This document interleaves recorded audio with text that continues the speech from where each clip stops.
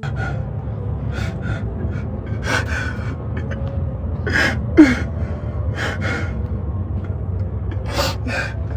was pulling over and they ran me. What the fuck? Tell me nothing.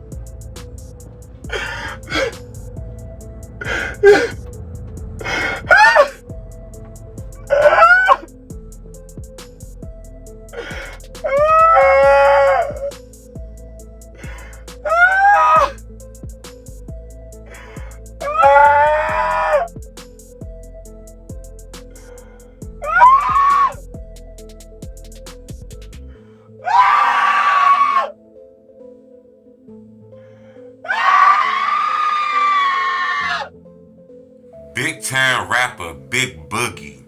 His sister was killed in a horrifying car accident where the police was chasing the driver of the car that she was in.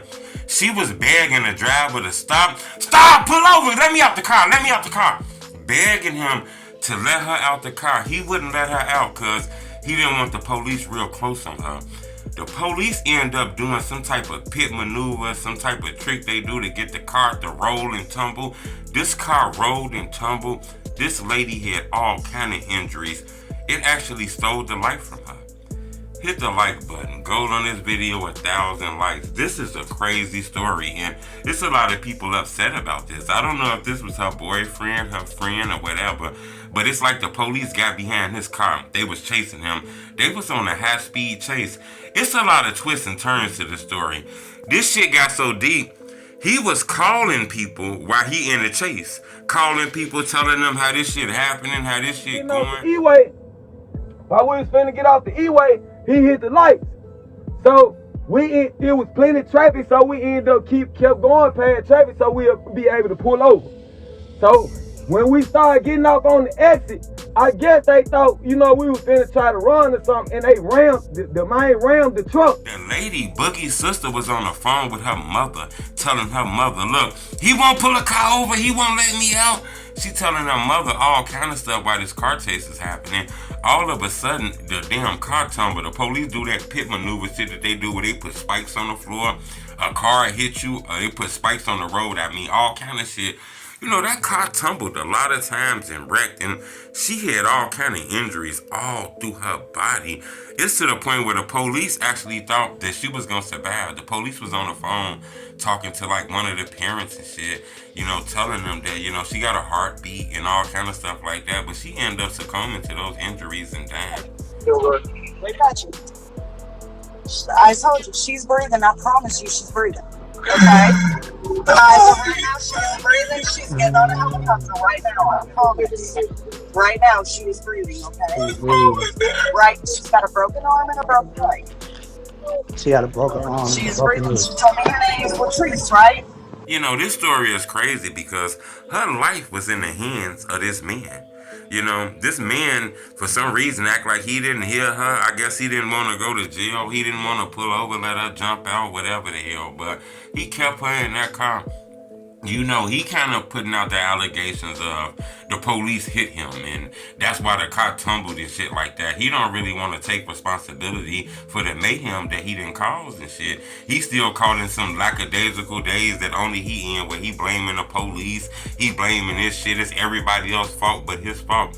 He don't realize he was the driver. It's different if they were all in on this shit together. I'm not saying she wasn't, but she clearly was begging and pleading to get out of this car. And this guy would not let her out of this car. So anything that happened after that kind of feels like it's on the hands of that man right there, This is crazy. We got to start being more honorable and accountable for our actions. When we out here fucking up and doing bad, we got to start saying, yeah, I got to be better and start doing better things from that. Just doing crazy ass shit and acting like you don't know what happened, that shit ain't going to heal nowhere. Because this man is doing it. I don't know if he realized going inside the courtroom acting like, man, I don't know what happened. The police just railed me. They ain't had no business doing that. That's pretty much inviting yourself to a death sentence, to poisoning your capital punishment. Life sentence, life without parole. You got to go in them courtrooms with a credible, kind of defense. Telling the people, maybe I was scared. I was in shock. I didn't want to go to jail. I had all these warrants. I didn't mean for this lady to die, And maybe, just maybe, you know, they might show a little leniency where you get, you know, life with parole instead of life without parole and shit like that. But it looked like this man is going to go to jail for a long time, and there's a lot of people angry at him because this lady was begging to get out this car. You know, whatever he had going on with the police, whatever he had going on with them, he should have let that lady out that car. But for some reason, he didn't. You know, when this went viral on the news, we didn't realize that this was like a big-time popular rapper sister, Big Boogie, part of Yo Gotti Squad, Glorilla, you know, Black Youngster, you know, all kind of people like that. That was his sister in the car, you know.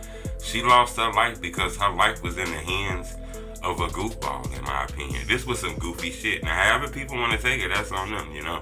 In my opinion, man, you know, whenever you do some shit like that, you know, that gotta go underneath the goofy label, in my opinion. You know, this man had this young lady life in his hands, and he didn't properly protect her by not letting her get out that car, knowing that the police was on his ass, you know.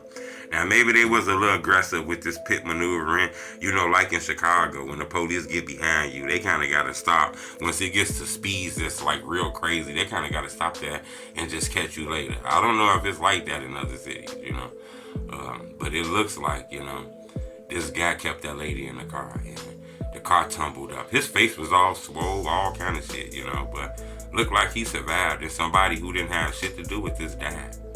You know, gotta be careful, man, making crazy ass decisions, man, especially when you're young, because imagine doing some shit when you're 23, 24, 25. You're gonna have to sit with that decision when you're 79. Subscribe to my YouTube channel. It's the Homie Truth.